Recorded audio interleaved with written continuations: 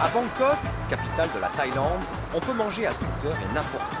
Ici, à chaque coin de rue, on trouve des mini-restaurants ouverts 24 heures sur 24, où les Thaïlandais se restaurent 4 à 6 fois par jour. Dans la ville, on trouve aussi un restaurant hors du commun, à l'opposé des marchands ambulants des trottoirs. Cet immense complexe est le lieu de travail de Somkiat Tepsuwan. Chef, il suit toutes les préparations et il est particulièrement fier des chiffres de sa cuisine. พนักงานของแผนกครัวทั้งหมดในมังกรหลวงนะครับมีทั้งหมดประมาณ80ท่าน Ici travaillent 80 cuisiniers plus les assistants.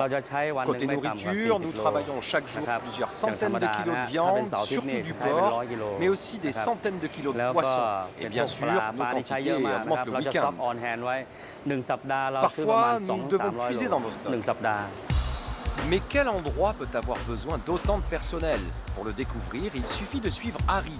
Avant de prendre le service, ce jeune homme passe tous les jours par le même endroit.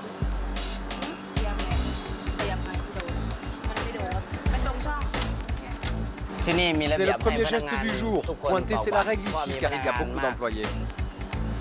Une multitude d'employés et des cuisines gigantesques. Ce lieu est vraiment unique en son genre. Regardez, je travaille dans le plus grand restaurant du monde. Ce restaurant, c'est le Royal Dragon. 35 000 mètres carrés de surface totale, dont un parking de 800 places. Différents bâtiments offrent 16 000 mètres carrés de salles de restaurant. Ici, vous pouvez tranquillement réserver une table pour 5 000 personnes. Le complexe a été créé par des Chinois, très réputés ici pour la finesse de leur cuisine. Quant au personnel, il est taillé.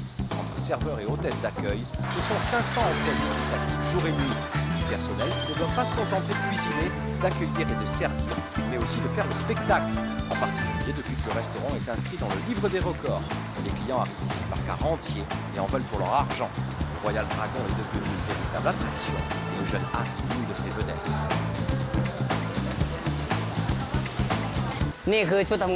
Voici ma tenue de travail. Ici, c'est comme nulle part ailleurs. On travaille en faisant le spectacle tous les soirs. Comme Harry, les serveurs vêtus d'habits traditionnels chinois se déplacent en roller. Malgré l'immensité du lieu, il faut servir les repas en un quart d'heure maximum. Dans les 800 mètres carrés des cuisines, on s'active comme dans une ruche. Tout le monde fait feu de toute flamme au beau milieu des recettes chinoises et thaïlandaises. Dans les allées du restaurant, la vitesse est de rigueur et les serveurs parcourent en moyenne une quinzaine de kilomètres par soir. Plusieurs milliers de ventres affamés n'est pas une chose simple. Alors au Royal Dragon, on utilise aussi les grands moyens. La cuisson des langoustes assure le spectacle et le service aussi prend de la hauteur pour s'envoler.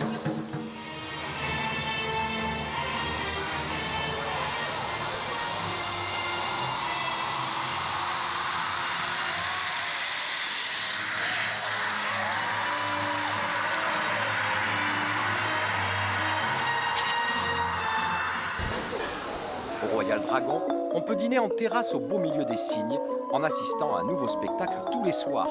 On peut aussi s'installer dans des pavillons climatisés, spécialement aménagés en karaoké.